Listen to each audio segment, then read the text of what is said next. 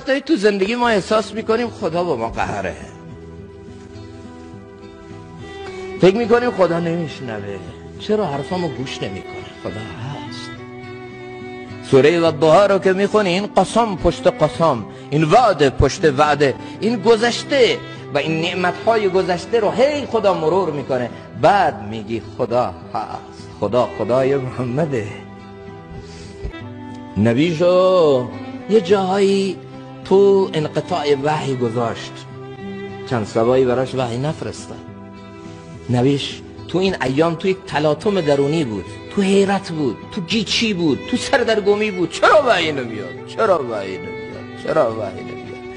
طعنه ملامت میشنید، منتظر منتظر منتظر تا اینکه الله آمد با این پیام: والضحی واللیل اذا سجا ما ودعك ربك و ما قلا. الله تو رو به قرآن رجوع کنیم. قرآن شفاست، قرآن التیام میده دردها رو، قرآن فرداهای روشن رو نشون میده، قرآن تو رو مسیر انبیا و اولیا نشون میده، قرآن تو رو به مسیر راست و درست راهنمایی میده.